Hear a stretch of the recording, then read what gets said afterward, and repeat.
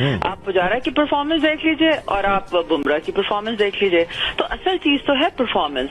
देखें, मैं ये सोच रही थी कि हम यूएई में हमने दो कैसे जंप करेगी, कैसे एडजस्ट करेगी, क्या हम इस पे कोई होमवर्क करते हैं? Alia, then again teams world over do this. Bharat के साथ भी ऐसा होता है कि वो एक सीरीज भारत में खेलता है, अगली सीरीज वो ऑस्ट्रेलिया जाके खेलता है, साउथ अफ्रीका जाके खेलता है। अच्छा, फिर इसका दूसरा पॉइंट ये है, वॉन्डरर्स ग्राउंड है, ये वो पिच है जिसके बारे में कहा जाता है कि साउथ अफ्रीका की सबसे तेज पिच है। बल्कि इंडिया और साउथ अफ्रीका का जब टेस्ट मैच हुआ था तो आईसीसी ने इस पिच की जो कंडीशन थी, एक डीमेरिट पॉइंट जो था वो भी इस ग्राउंड को मिला था। अब अगर पाकिस्तान के खिलाफ मैच में भी इस ग्राउंड की पिच को match referee David Boon report करते हैं तो हो सकता है कि इस ग्राउंड पर पाबंदी भी लग जाए।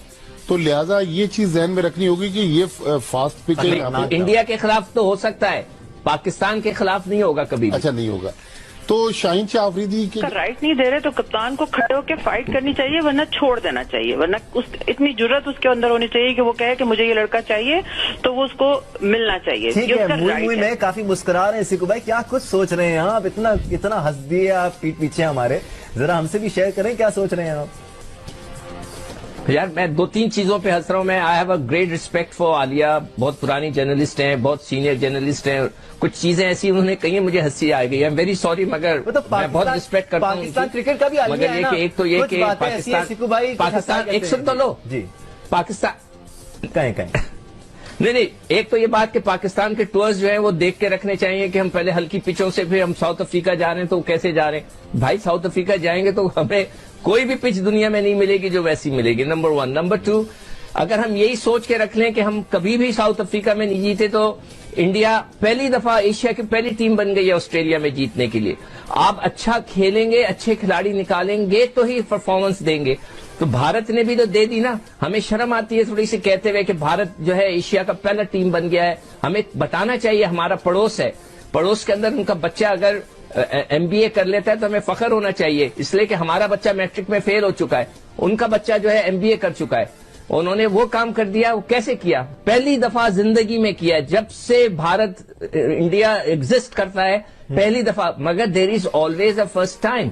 उस फर्स्ट टाइम को लाने के लिए यू हैव टू प्रिपेयर। आप अच्छे नए लड़कों को निकालते हैं, उनका काम करते हैं, उनके ऊपर काम करना चाहिए। अब मेरा सवाल इन सब के लिए ये बताएं कि रिजवान हाँ बिल्कुल नेचुरली बनता ही इस तरह है, क्योंकि वो छठे नंबर पे आ जाएंगे। लेकिन देखिए बात हो रही है ना इस वक्त पाकिस्तान क्रिकेट की।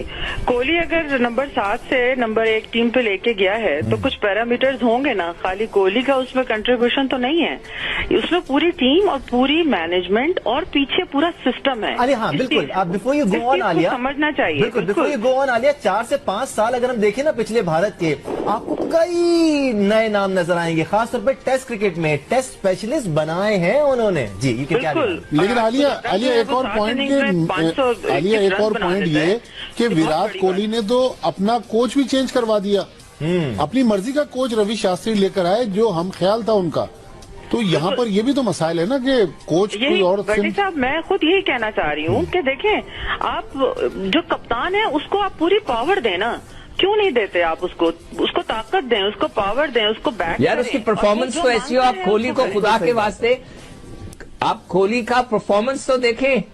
बिल्कुल सही बात है, परफॉर्मेंस बोलता है। जब आप परफॉर्मेंस करते हैं तो फिर आप में इतनी ताकत आती है कि आप किसी के सामने खड़े होकर लड़ सकें। आपके पीछे परफॉर्मेंस होती है आलिया, तो आप इतने कॉन्फिडेंट महसूस करते हैं अपने आप को कि मैं कोच से भी लड़ जाऊं और फिर मेरी जगह कोई ना हटा ले सके। जी आलिया, ये भी बात होती है, लेकिन दानिश पर्सनालिटी की भी बात होती है। ऐसी बात नहीं है कि सरफराज जो है वो अच्छा नहीं खेल। एससीजी का क्राउड देखा, खड़े होकर वो पुजारा को दाद दे रहे थे, तो यकीन करें कि दिल चाह रहा था कि हमारे प्लेयर्स को भी ऐसी इज्जत मिले, ठीक है। लेकिन वो इज्जत आपको अर्न करनी पड़ती है। उस इज्जत को अर्न करने के लिए सिर्फ एक इंडिविजुअल की मेहनत जो है अपनी जगह बहुत अप्रिशिएट करने वाली बात है कि वो है, और उसके पीछे सिस्टम है। जैसे कि उन्होंने फास्ट बॉलर्स की अकेडमी भी बनाई, कब 80s में। अब वो आप सिस्टम को लेके चलते हैं, निजाम को लेके चलते हैं। यहाँ पे तो इशू ये है कि आप ऐसा एनवायरनमेंट नहीं पैदा कर रहे जिसमें कि कोई आदमी सही बात कर सके या कोई आदमी ये बता सके कि ये फला काम गलत हो रहे हैं। क्योंकि वो फौरी तौर पे हमारा कल्चरल प्रॉब्लम ये है कि हम ये समझते हैं कि ये हमारा आदमी हमारे एंटी हो गया है, हालांकि ये नहीं देखते कि उसके लॉन्ग टर्म असरात क्या होते हैं। अगर आप सही बात करते हैं और बताते हैं कि ये चीज ऐसे नहीं ऐसी होनी चाहिए तो तरफ चल रहे हैं ना, वो डॉन ब्रैडमैन बनना चाहते हैं, वो तेंदुलकर बनना चाहते हैं, ब्रायन लारा बनना चाहते हैं, इमरान खान बनना चाहते हैं, तो वो जानते हैं कि उसका रास्ता टेस्ट क्रिकेट से होकर निकलता है। तो इसीलिए भले ही वो वनडे क्रिकेट T20 में मतलब जाने आना बल्लेबाज है, बट टेस्ट क्रिकेट में प्यार बढ़ा। और आई थिंक वो एक डेस्परेशन आप कह लीजिए, वो जुनून कह लीजिए, वो था कि मुझे जीतना है, ऑस्ट्रेलिया में जीतना है। और विक्रांत, आपने जिक्र किया इमरान खान का और विराट कोहली के हवाले से, तो इमरान खान जो पाकिस्तान के वज़ीर-ए-आज़म, उन्होंने आज दिल खोलकर जो है वो मुबारकबाद भी दी, ट्वीट किया और भारत और विराट कोहली को सराहा। तो इसको आप किस तरह देखते हैं स्पोर्ट्समैन स्पिरिट के हवाले से, और जिस अंदाज से भी दोनों मुल्कों के ताल्लुकात हैं, तो ये एक ट्वीट और फिर भारतीय टीम की तारीफ करना, इसका भारत में भी क्या रिएक्शन रहा और आपकी जाती राय इसके हवाले से क्या है? नहीं, क्योंकि अभी मेरी आपसे बात हो रही थी और आपने बड़ा सही कहा था थोड़ी देर पहले कि इमरान खान जानते हैं कि पाकिस्तान चूंकि ऑस्ट्रेलिया में नहीं जीता है, तो वो जानते हैं कि ऑस्ट्रेलिया को ऑस्ट्रेलिया में हराना कितना मुश्किल होता है। तो इसीलिए आज एक क्रिकेटर बोल रहा था, एक कप्तान बोल रहा था जिसने ऑस्ट्रेलिया में वर्ल्ड कप तो जीता है लेकिन सीरीज नहीं जीती।